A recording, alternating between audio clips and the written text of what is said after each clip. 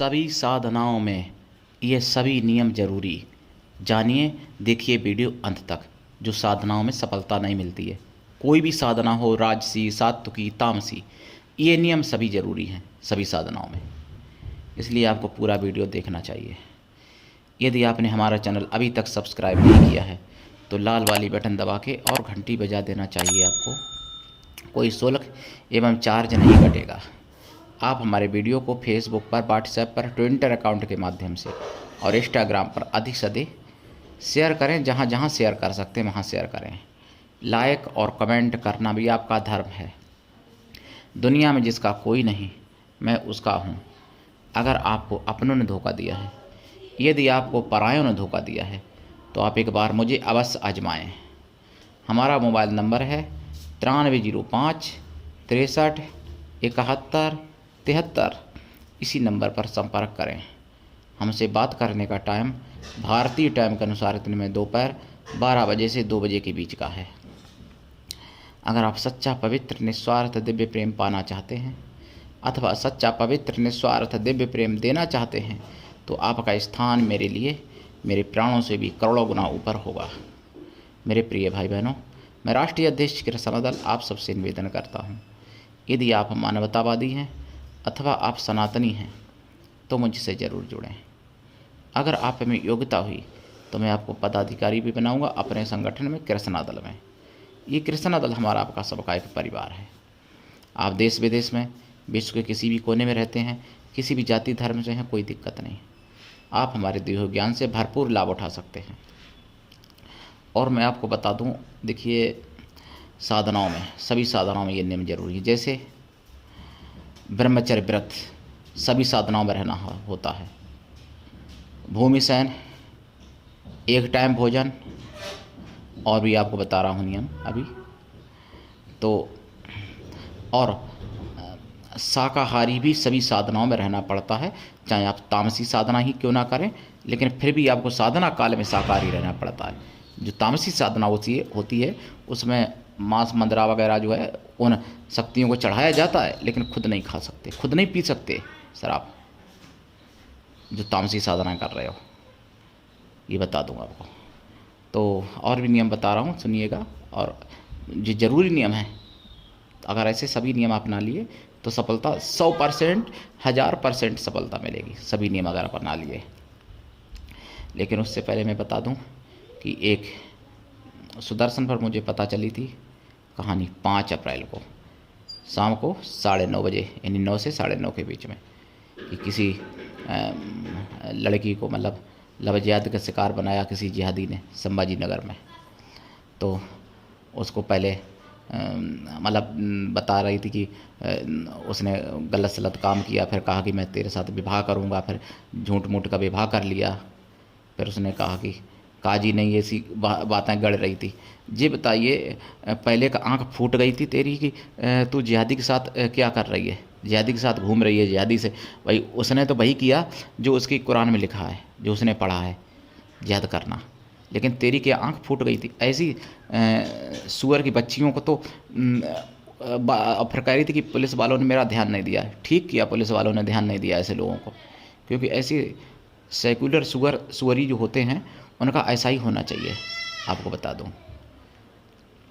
तब आंख फूट गई थी, तब नहीं दिखा जब गाय मांस भी खा ली, रोज़ा भी रख ली, नमाज भी पढ़ ली होगी, सब कुछ कर लिया। उसके बाद कह रही कि लफ्ज़ याद किया मेरे साथ, पहले नहीं दिखा तुझे लफ्ज़ याद।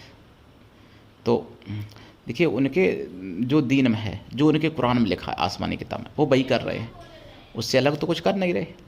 अरे मूर्ख तो तुम हो सुअर, जो कि तुम अपने वेदों पुराणों को और शास्त्रों को छोड़ के और उनके साथ में मौज मस्ती कर रहे हो। तो फिर वो तो करेंगे भाई, उनका तो कर्तव्य है, अपना जो कर रहे, फर्ज अपना पूरा कर रहे। तुम अपना फर्ज भूल गए मूर्खो, हिंदुओं। तो उसमें दूसरे को क्यों दोष देते हो? तुम अगर वेद पुराण के हिसाब से चलो, रामायण गीता के हिसाब से चलो, तो कौन तुम्हारे साथ लफ्ज़ याद कर सकता है? लेकिन तुमको तो ऐशो आराम चाहिए, मौज मस्ती चाहिए, तो हो जाओ मस्त, फिर क्या बात है, मरो बिना मौत के।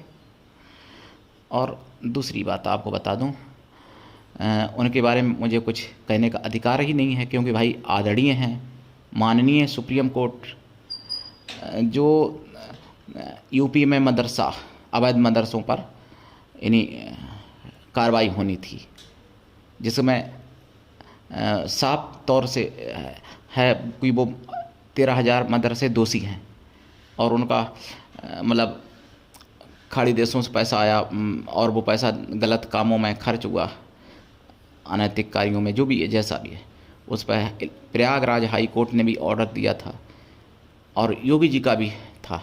लेकिन माननीय साहब हमारे आदरणीय सुप्रीम कोर्ट आ गए बीच में और उन्होंने भाई रोक लगवा दी। हालांकि नेता तो वोट के लिए मरते हैं, लेकिन सुप्रीम कोर्ट माननीय साहब को किस चीज़ का लालच है, जो कि गलत काम को भी मतलब सपोर्ट कर देते हैं उन लोगों का।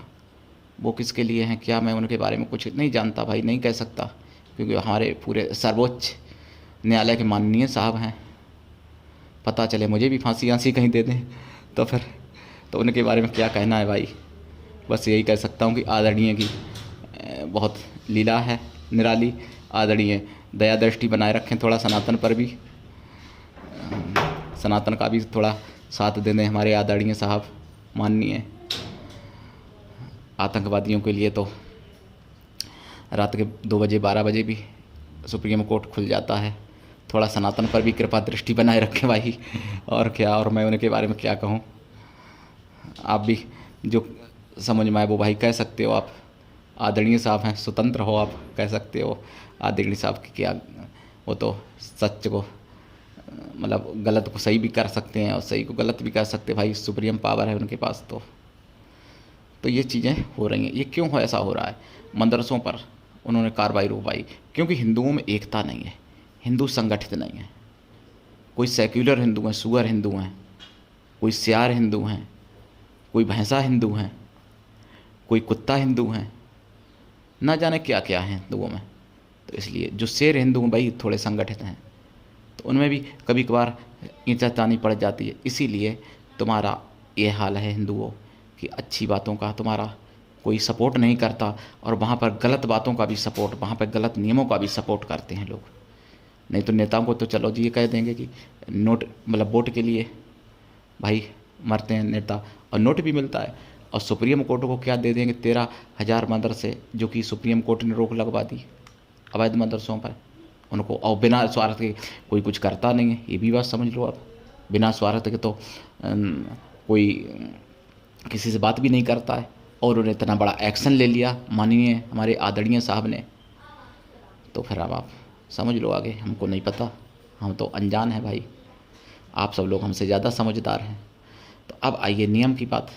देखिए, शुद्ध शाकाहारी रहना, ब्रह्मचर्य व्रत, एक टाइम भोजन, भूमि शयन, ये सभी साधनाओं में आवश्यक है। ठीक, फिर झूठ ना बोलना सभी साधनाओं में आवश्यक है।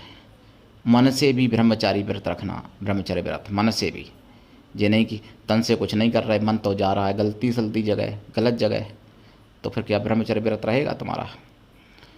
और अगर पति पत्नी भी है तब भी पवित्र भाव रखना साधना काल में। अगर पति पत्नी नहीं है तो साधना के पहले और बाद में भी अपना पवित्र ही रखना चाहिए, क्योंकि बिना विवाह के कुछ भी जो करता है उसका पाप ऐसा अक्षम्य है कि उसको कभी कोई क्षमा नहीं कर सकता, और करोड़ों बरस तक उसको पीप खून की नदी में डला रहना पड़ता है। ठीक, अब आपको बता दें, देखिए ये तो नियम हो गए। अब समय एक टाइम होना चाहिए, कोई भी साधना का टाइम एक, स्थान भी एक, स्थान नहीं बदलना चाहिए, समय स्थान एक, माला भी एक, मालाओं की संख्या भी एक होनी चाहिए, दिशा भी एक होनी चाहिए, आसन भी एक होना चाहिए, ये नहीं कि बदल जाए कुछ, और उद्देश्य भी एक होना चाहिए साधना काल में। ऐसा नहीं कि शुरू कर दी दूसरे उद्देश्य, बाद में उद्देश्य बदल गया, लालच आ गया, तो ऐसा नहीं होना चाहिए। और साधना काल में इतने तो नियम पर्याप्त हैं। ठीक, उसके बाद में दीपक, दीपक अगर आप घी का जलाएंगे तो घी का ही जलाएंगे, फिर हमेशा बदलेंगे नहीं कि आज तिलक कर दिया कल घी का कर दिया। अगर तेल का जलाएंगे जिस साधना में दीपक, उसमें फिर तेल का ही जलाएंगे, बदलेंगे नहीं। साधना काल में दीपक बुझना नहीं चाहिए। जितनी देर की साधना हो उतनी देर तक दीपक जलते रहना चाहिए। दीपक बुझने का मतलब होता है साधक की मृत्यु। माला भी मजबूत होनी चाहिए, टूटनी नहीं चाहिए साधना काल में। अगर माला टूट जाती है तो भी साधक को हानि होती है। माला गौमुखी के अंदर करनी चाहिए। अब कुछ लोग हमसे फ़ोन करते हैं, गुरुजी मुझे माला पकड़नी नहीं आती। अरे मूर्खो, जब माला ही नहीं पकड़ पाओगे तो तुम साधना क्या खाक करोगे? मेरे प्रिय भाई बहनों, पहले देखो अभ्यास करना चाहिए। माला पकड़ना जब नहीं आएगा तो साधना कैसे करोगे? ये बताओ, ये तो मूर्खता है ना। फिर अब हम हैं, अगर हम माला पकड़ना न जानते हैं और जब मैं कहूँ मैं सब साधना करूँ, प्रत्यक्ष करूँगा, तो हमसे बड़ा मूर्ख कौन होगा? तो पहले माला पकड़ना सीखो, माला जपना सीखो, अभ्यास करो। फिर कई फ़ोन आते हैं ऐसे, और आपको बताते हैं माला कुछ देखिए, रुद्राक्ष की माला तो वैसे सभी साधनाओं में चलती है, लेकिन कुछ मालाएं विशेष होती हैं साधनाओं के लिए। तो जिस साधना के लिए जो माला है पर्याप्त, यानी अनिवार्य, वही माला अगर पर्याप्त हो जाए ज़्यादा अच्छा रहेगा। अगर पर्याप्त नहीं हो पा रही है, वो माला पर्याप्त नहीं है आपके पास, तो फिर तो रुद्राक्ष माला से सभी साधनाएं की जा सकती हैं। तो ये चीज़ बताइए आपको पहले। दूसरी बात, जो रात्रिकालीन साधना है वो रात्रि में ही होगी, और अधिकांश साधना रात्रि की ही होती हैं, तो उसमें रात्रि ही रखें, कोई विकल्प ना करें। दूसरी बात, कुछ लोग कहते हैं सोफा बैठ के साधना कर लें, पंथी नहीं मार पाते, तो भी साधना नहीं होगी भैया। देखो, ये साधना है। साधने का मतलब क्या है? साधना, यानी मन को, तन को, इंद्रियों को साध लिया जिसने, तो साधना पड़ता है पहले। तो पहले अभ्यास करो पंथी मार के बैठने का, पलती मार के बैठने का, कम से कम अभ्यास कर लो 2-4 घंटे का, तब साधनाओं में कदम बढ़ाओ। जो शमशान की साधना है उनमें वही सब शमशानिक नियम रहेंगे, आगे पूछ लेना कॉल करके। जो घर में साधना की जाती हैं वो घर में, लेकिन जितने नियम इस वीडियो में मैं आज बता रहा हूँ ये सभी साधनाओं में नियम चलेंगे आपके, ठीक है।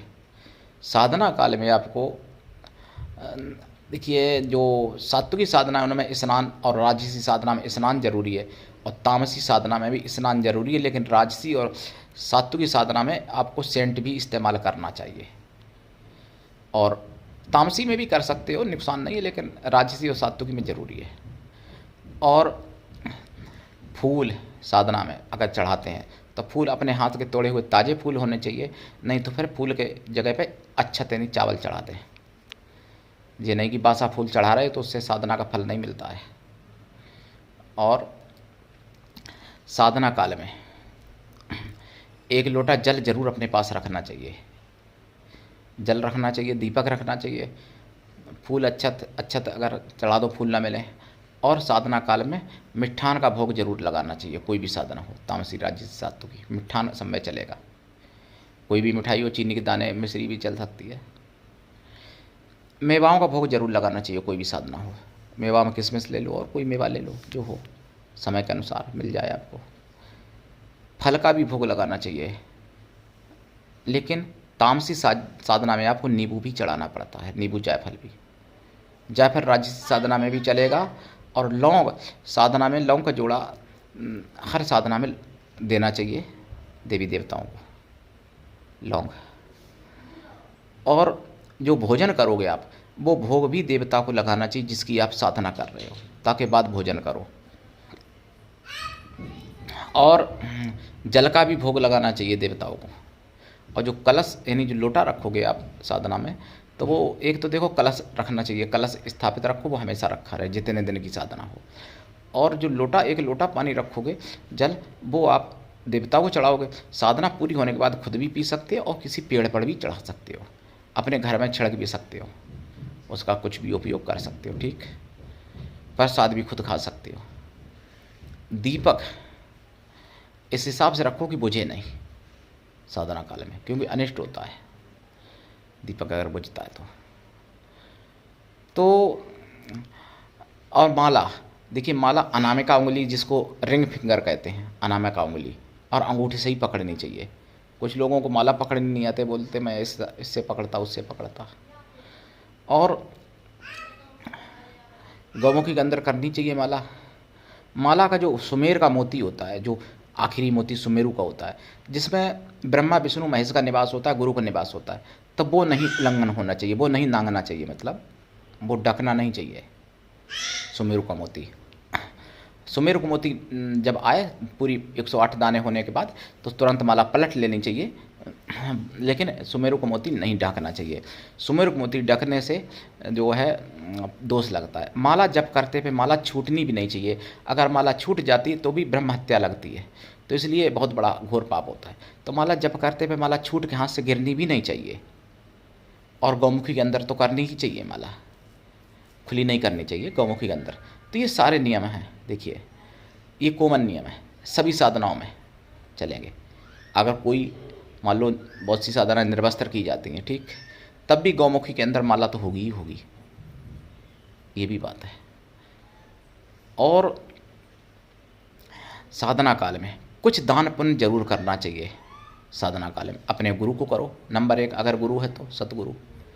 सतगुरु अगर नहीं है जिसका, तो बिना सतगुरु के तो पहली बात साधना ही सफल नहीं होती है। और जिसके सतगुरु दुनिया में ही नहीं है मान लो, तो गुरु आश्रम होगा, गुरु की पत्नी होगी, गुरु के बेटे होंगे, बेटियां होंगी, गुरु परिवार होगा, वहाँ करो। अगर कोई ऐसे गुरु हैं कि जो शादीशुदा ही नहीं थे, तो फिर क्या करें दान? तो भैया गाय माता को खिला दो,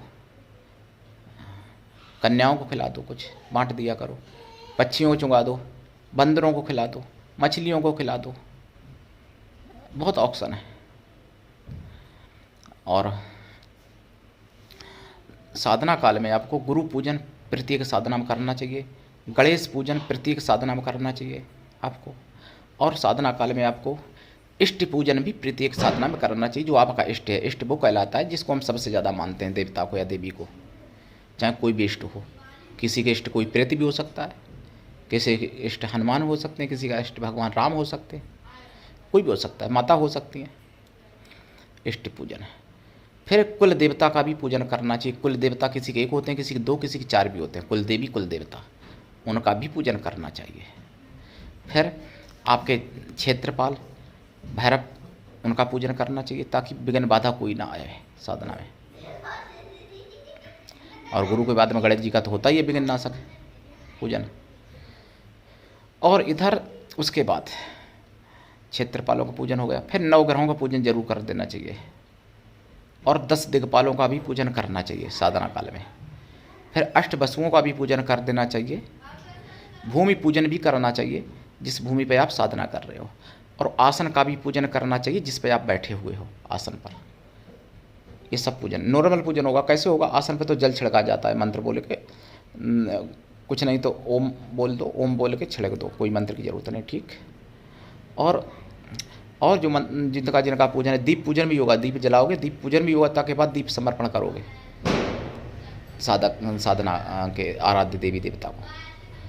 तो पूजन में क्या किया जाता है, जैसे गुरु जी के लिए जैसे मैं बता दूं, ओम इदम पाद्यम समर्पयामि गुरु ओम गुरुवे, ओम इदम अर्घम समर्पयामि, ओम इदम आचमनीयम समर्पयामि, ओम इदम स्नानम समर्पयामि, ओम इदम आचमनीयम समर्पयामि।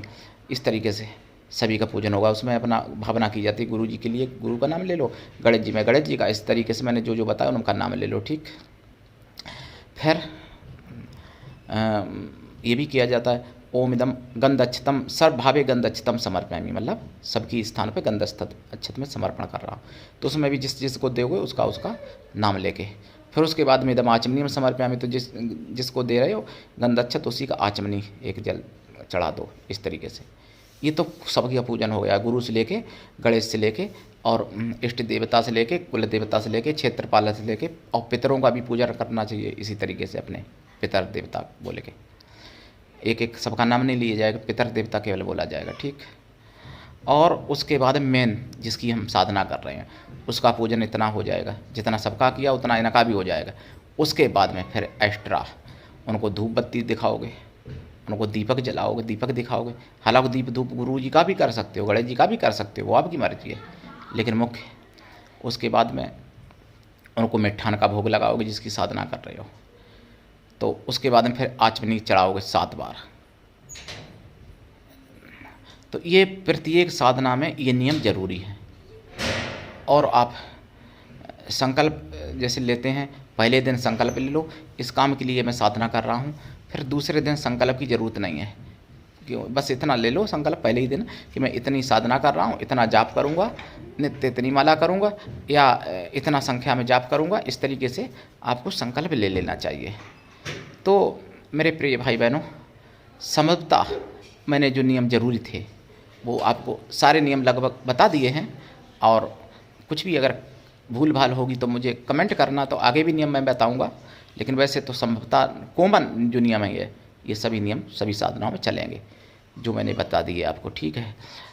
और आप लाभ उठाइए, दीक्षा लेके, बिना दीक्षा के कभी कोई साधना सफल होती नहीं है।